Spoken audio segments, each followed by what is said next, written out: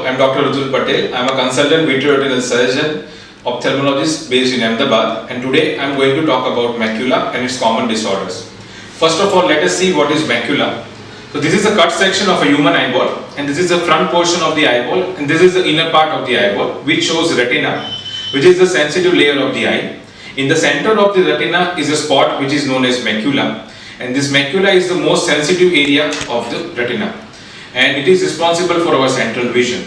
So now coming to the symptoms of a macular disease, patient with a macular disease may present with a blurring of vision, distortion of images, clouding of the vision, and sometimes patient may feel a central scotoma, which is a central dark spot in the visual field. Now coming to the common causes of a macular disease, in an elderly age group which is more than 55 years of age, the most common cause is age-related macular degeneration. This age-related macular degeneration is a result of damage to the retinal layers because of the aging effect. And there are two variants. First is a dry variant which needs to be treated with a supplement of oral antioxidants, and second is a wet variant which produces more significant vision loss and needs to be treated with the help of intravitreal injections in the eye. And if these diseases are diagnosed and treated at an earlier stage, has a very good visual potential. Coming to the second most common cause, which is a diabetic retinopathy. Diabetic retinopathy can cause diabetic macular edema or a macular swelling in patients who are having uncontrolled diabetes, and also in patients who are having diabetes since a longer duration.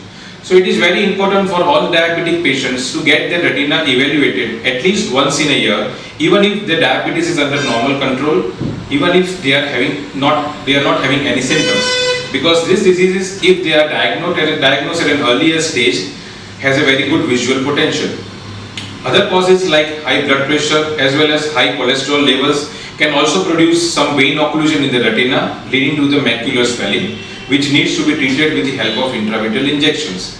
Now coming to the causes in a younger age group, which is a hereditary retinal dystrophies. This dystrophies runs in family and needs to be diagnosed at an early stage, and also needs to be treated with some oral supplements as well as optical devices which can help the patients in their routine life.